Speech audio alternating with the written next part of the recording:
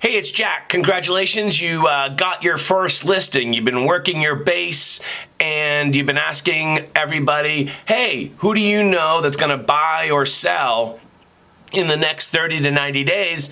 And then what do you know? Somebody actually called you back and said, hey, could you be my agent? I want to sell my house. And you're like, yes, of course I can be your agent. And you set up an appointment to see them in the next day or so. And then you hang up the phone and you're like, what do I do now? And there's basically three things that I kind of want to talk to you about. What do you have to do now? First off, you're probably going to have to come up with a value, a market value for that property.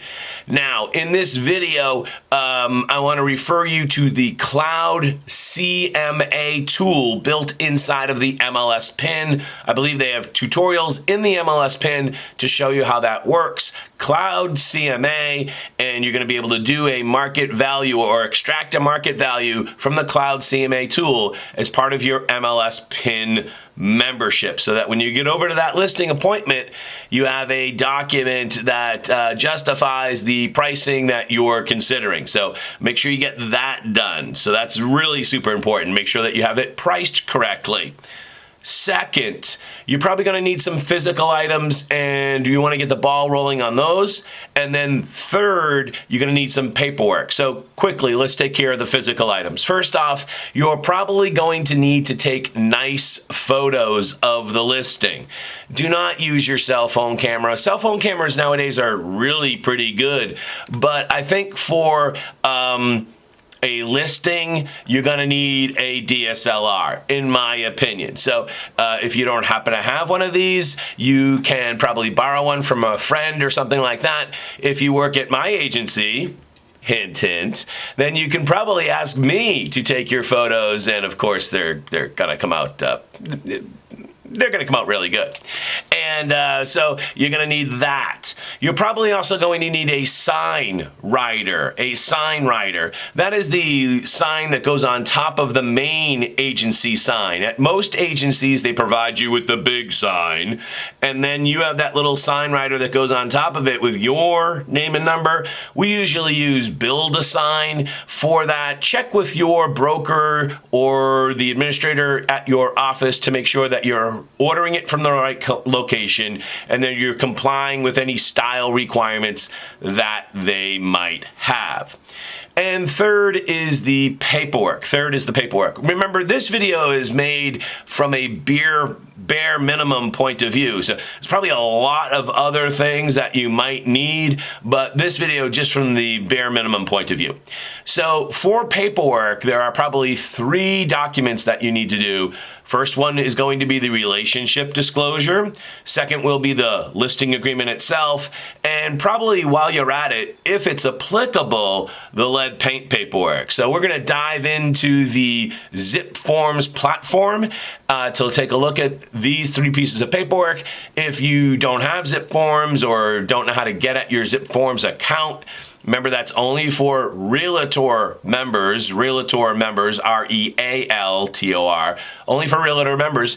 But if you are a Realtor and you don't know how to use that, make sure you check out my Getting Started with Zip Forms video, and that will show you how to get into your Zip Forms account. So let's dive right into your Zip Form account and take a look at these three pieces of paperwork. So once you're in your Zip Forms account, you want to go over here to your libraries, make sure you select the Massachusetts Association of Realtors, and slide on down here to the exclusive right to sell listing agreement with consent to dual agency. Now you'll notice there are a couple of them here. One has consent to dual agency. One has consent to designated and dual agency. You could also use that one. One of them just has a simple listing agreement. So check with your broker about which one of these three you should use. At my office, I tend to use the exclusive right to sell listing agreement with consent to dual agency built right into it. So let's take a look at that one. Once you open it up, you'll notice that It's Form 707. It's a 3-page form, pretty simple to fill out. You just up here, you put the name of the seller. That should be pretty fairly straightforward. Hereby grant to the agency that you work for. So obviously, Jack Gately Real Estate would be what I'd write in there. Property described as. Now, you want to use the full property address here. You just hit the button and clearly asking for the full property address. It would be the best form if you could add the book and page here, although technically that's not required, but it would be better if you could include that. It would be better. And if you don't know how to get that, you can head over to your assessor's department and get the field card from the assessor's department. You might even be able to find that on the town website, and or maybe even inside the MLS if you click the public record button when you're looking at the listing from it when it was previously listed. If it was previously listed. Seller hereby acknowledges that the property to be listed does not have recording advices. You're probably going to, just check those. Some questions about a Nest or an Amazon Echo. That's actually a new sentence in there. I haven't seen that before. And there's some questions about whether or not there's recording going on. Because, of course, we're a 2-party state here in Massachusetts, and you cannot record people without their consent. So that's a new little provision there. That's actually might make for a separate video in and of itself. Then you got to throw up the listing price, which of course you have chatted with your seller about. We talked about that earlier with your CMA. And then the listing period. Well, today's July 25th. I, especially in the suburbs, tend to, as a general rule of thumb, I try to look for listing agreements of 6 months. That's just me. So I would basically probably take this down to, maybe December 1st or something. Again, you're probably going to have to negotiate this with your seller. There's a lot of other places where 6 months would be way too long, and you'll be lucky to get a 3-month listing. Maybe you'll be lucky to get a month listing. This is variable significantly. I like to start at 6 months. Keep in mind, you should have a fairly good idea of what on average it takes to sell this type of property in the current market. If on average it takes 3 months to sell whatever you're selling, then if you set yourself up with a 3-month listing agreement, well, just with the vagaries of life in the market, you're possibly setting yourself up for failure. So if on average it's 3 months, you want a listing agreement that's longer than that, right? So please keep that in mind. You don't want to do all of this work and then lose the listing and then have somebody else buy it, because they got listed by somebody else. So keep that in mind. Here will be the fee. Remember, this is not set by anyone and it is negotiable. So this is something that you're going to have to negotiate with your client. I always check on the net. I always check here on the net because it is possible that the seller at closing might give a credit to the buyer, and the seller shouldn't have to pay commission on that credit amount. So I usually almost select net on the net proceeds. So here I selected 5%. It's very possible that we're going to be splitting that should we co-broke the deal, and very often you split it 50-50, so 2.5%.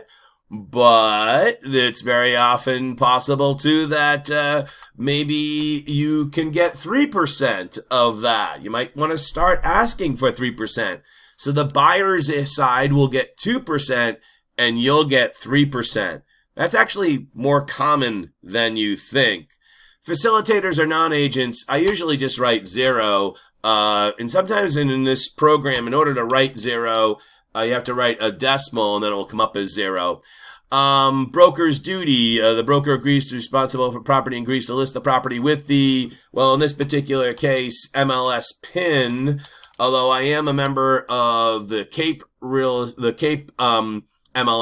So, especially when I have a property on the borderline, down by the Sagamore Bridge area or even in the Upper Cape, I'll list it on MLS PIN and Cape MLS. But in this case, it's a Metro Boston listing that I'm kind of doing this video for, so MLS PIN will be the answer.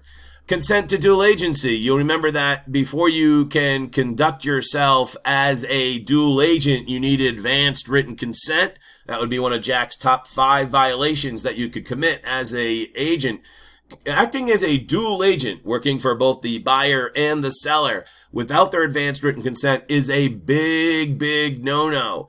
And so you're going to get the consent of the seller right off the bat in the listing agreement. Later on, should someone come to your open house, for instance, and want to buy the property, but they don't yet have an agent, you're going to have to get them to sign the consent to dual agency form at that time.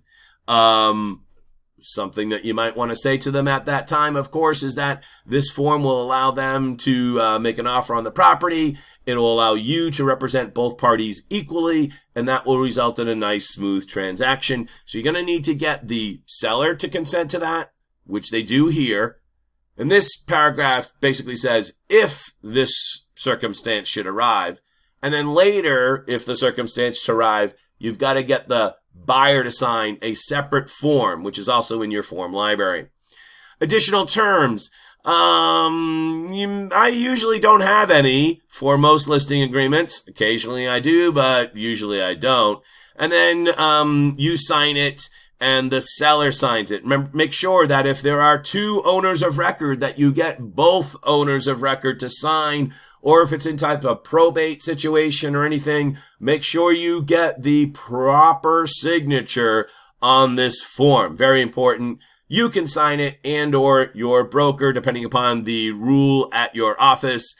Most agencies allow their agents to sign the form and then turn it into their broker. So that's that form, the listing form. So let's go on to the mandatory relationship disclosure. So again, from the form library, Massachusetts Association of Realtors, just click agency disclosure. There it is right there. And let's see if it populates on the screen. Loading form. This is a 2-page form. This should look familiar to you from real estate school, I hope.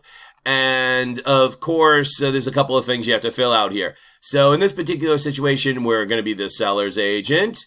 And then check with your broker, but highly likely you're going to be working at a designated agency. And then you also select seller once again. Then you fill everything out here. You're probably a salesperson. You're going to fill out the name of your agency, the license number of your agency. So that would be Jack Gately Real Estate, 10,001 if you worked at my office. Hint, hint. And then, of course, the consumer signs it here as the seller, and they date it. Then on the back page, it has a description of what actually this means, depending upon which option of that you selected here: seller's agent, buyer's agent, or facilitator. This should sound very familiar to you from real estate school. You should know what this form means.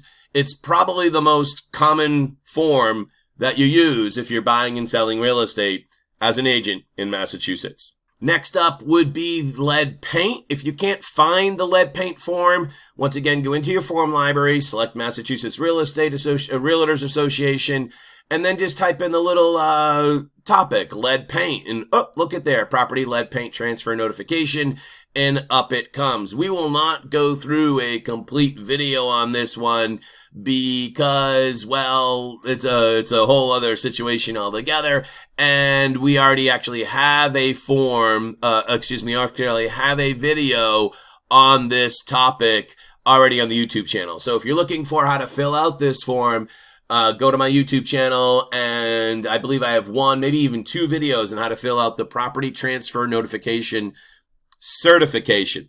All right, so again, that's only applicable for dwellings built before 1978. So if your house is newer than that, then it doesn't apply. Keep in mind that the buyer must sign this before signing the purchase and sale agreement. Very, very important. And technically, your seller doesn't have to sign it until then either. But it's just so much easier to get it done at the beginning listing appointment. It's a lot easier to get it done then. Besides, you're going to have to ask your seller whether they know anything about the lead paint, because that's going to be one of the mandatory fields that you have to answer when you import your data into the MLS pin. When you populate your listing, when you create your listing in the MLS pin, they're going to ask you about lead paint, and you're probably going to check one of the boxes. You're probably going to check unknown. And that's going to be information that you would have had to solicit from your seller. So it's good information to get this form done right off the bat. Remember, and again, we cover this in the full lead paint video. Remember, this package, all 11 pages, must be issued to the buyer before they sign the purchase and sale agreement. It's astounding to me how many people just issue the last page and not the full document, which is all 11 pages. So keep that in mind. Lead paint compliance, very, very important. Hey, and that's about it. So get started, get that camera, get up there, get that listing, get them to sign the listing agreement, and let's make it happen. Congratulations.